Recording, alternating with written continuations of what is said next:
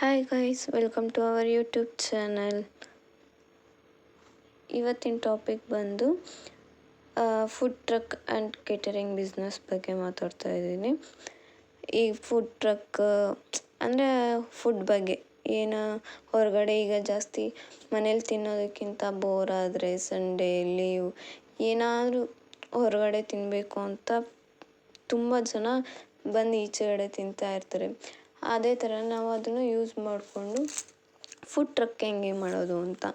ಈಗ ಒಂದು ಟ್ರಕ್ಕನ್ನ ಹೇಗೆ ನಮ್ಮ ಅನುಕೂಲಕ್ಕೆ ತಕ್ಕನಾಗಿ ರೆಡಿ ಮಾಡಿಸ್ಬೇಕು. ಅದು ಬೇಕಾದರೆ ನೀವು ರೆಂಟಲ್ಲೂ ಸಿಗುತ್ತೆ, ಗೂಗಲಲ್ಲಿ ಚೆಕ್ ಮಾಡಿದ್ರೆ ಸಿಗುತ್ತೆ. ರೆಂಟಿಗೂ ತೊಗೋಬೋದು, ಇಲ್ಲ ನಾವೇ ಓನಾಗಿ ಮಾಡ್ತೀವಿ, ನಮ್ಮದೇ ಒಂದು ಓನ್ ಗಾಡಿ ಇದೆ ಅಂತ ಅಂದರೂ ಕೂಡ ಮಾಡ್ಕೋಬಹುದು. ಅದನ್ನು ಆಲ್ಟ್ರೇಷನ್ ಮಾಡಿಸ್ಬೇಕಾಗುತ್ತೆ. ಫುಡ್ ಪ್ರಿಪೇರ್ ಮಾಡೋಕ್ಕೆ ಸ್ವಲ್ಪ ಜಾಗಗಳು ಮತ್ತು ಏನಾದರೂ ವಸ್ತುಗಳು ಇಡೋಕ್ಕೆ ಹಾಗೆ ಆಲ್ಟ್ರೇಷನ್ ಮಾಡಿಸ್ಬೇಕಾಗುತ್ತೆ. ನಾವು ಮೊದಲು ಫುಡ್ ಟ್ರಕ್ ಬಗ್ಗೆ ಇನ್ಫಾರ್ಮೇಷನ್ ತೊಗೊಳ್ಳೋಣ. ಮೊದಲು ನೀವು ಜಾಗ ನೋಡಬೇಕು. ಎಲ್ಲಿ ವ್ಯಾಪಾರ ಜಾಸ್ತಿ ಜನಗಳು ಓಡಾಡೋದು, ಸಂಜೆ ಟೈಮಲ್ಲಿ ಬಸ್ ಸ್ಟಾಪ್ಗಳ ಹತ್ರ ಇಲ್ಲ ಯಾವುದಾದ್ರೂ ಪಾಪ್ಯುಲರ್ ಲೊಕೇಶನ್ನು ಆ ಥರ ಯಾವುದಾದ್ರೂ ಒಂದು ಒಳ್ಳೆ ಪ್ಲೇಸ್ ಸೆಲೆಕ್ಟ್ ಮಾಡ್ಕೋಬೇಕು. ಹಾಗೆ ಟ್ರಕ್ ಬಗ್ಗೆ ಸ್ವಲ್ಪ ಗಮನ ಕೊಡಬೇಕು. ಏನು ಅಂದರೆ ರೆಂಟಿಗೆ ತೊಗೋಬೇಕಾ ಇಲ್ಲ ಓನಾಗಿ ತೊಗೋಬೇಕಾ, ಆಲ್ಟ್ರೇಷನ್ ಮಾಡಿಸಿರೋವು ಬೇಜಾನ್ ಸಿಗ್ತವೆ. ಅದನ್ನು ತೊಗೊಂಡ್ರೆ ನಮಗೆ ಎಷ್ಟು ರೆಂಟ್ ಎಷ್ಟು ಹೋಗುತ್ತೆ ಹಾಗೆ ಅದನ್ನೆಲ್ಲ ಯೋಚನೆ ಮಾಡಬೇಕಾಗುತ್ತೆ. ಓನಾಗಿ ತೊಗೊಂಡ್ರೂ ಸ್ವಲ್ಪ ಯೂಸ್ ಇರುತ್ತೆ ನಮಗೆ, ಅದಕ್ಕೇನು ಬಾಡಿಗೆ ಕಟ್ಟೋ ಹಾಗಿಲ್ಲ ಏನಿರಲ್ಲ. ಓನ್ ಆಗಿದ್ದರೆ ನಮ್ಮದೇ, ನಾವು ಎಷ್ಟು ಅವರು ಟೈಮಿಂಗ್ಸ್ ಎಲ್ಲ ಇರಲ್ಲ. ರೆಂಟಿಗೆ ತೊಗೊಂಡ್ರೆ ಸ್ವಲ್ಪ ಕಷ್ಟ ಆಗುತ್ತೆ, ಬಾಡಿಗೆ ಎಲ್ಲ ಇದರಲ್ಲಿ ಬರೋ ಲಾಭದಲ್ಲೇ ಅದನ್ನು ಕೊಡಬೇಕಾಗುತ್ತೆ. ಅದೊಂದು. ಮತ್ತು ಯಾವ ಟೈಪಲ್ಲಿ ನಾವು ಬಿಸ್ನೆಸ್ ಮಾಡಬೇಕು ಅಂತ ಅಂದರೆ ಈಗ ಸ್ನ್ಯಾಕ್ಸು, ಡ್ರೈ ಫ್ರೂಟ್ಸು, ಇಲ್ಲ ಅಂದರೆ ಫಾಸ್ಟ್ ಫುಡ್ಡು ಆ ಥರ ಅದನ್ನು ಫಸ್ಟ್ ಥಿಂಕ್ ಮಾಡಬೇಕಾಗತ್ತೆ. ಈಗ ಯಾವುದು ಪಾಪ್ಯುಲರ್ ಆಗಿದೆ ಅಂದರೆ ಸಮೋಸ, ಮೋಮೋಸು, ಪಾನಿಪೂರಿ ಹಾಗೆ ಈ ಥರ ವೆರೈಟೀಸ್ ಮಾಡ್ಬೋದು. ಇಲ್ಲ ಪಿಝಾ, ಬರ್ಗರ್ ಆ ಥರ ಮಾಡ್ಬೋದು.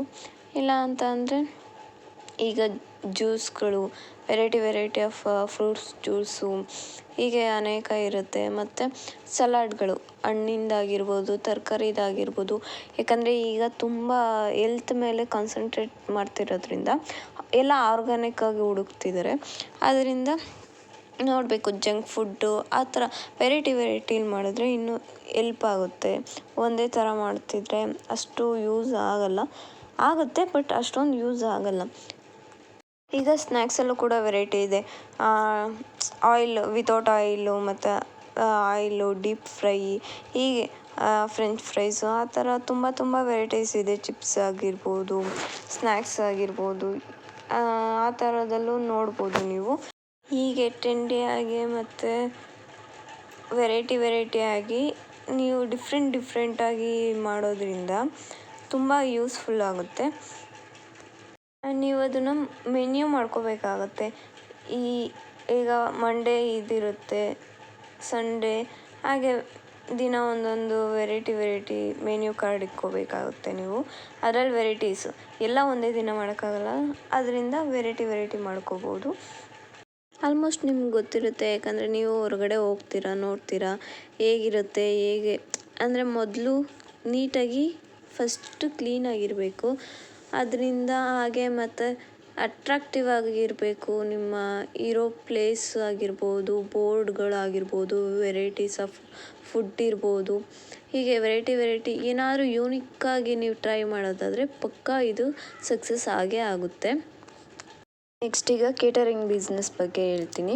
ಕೇಟ್ರಿಂಗ್ ಬಿಸ್ನೆಸ್ ಅಂದರೆ ನಾವು ಮನೆಯಲ್ಲೇ ಕೂತ್ಕೊಂಡು ಈಗ ಕ್ಲೌಡ್ ಕಿಚನ್ನು ಆಗಿರ್ಬೋದು.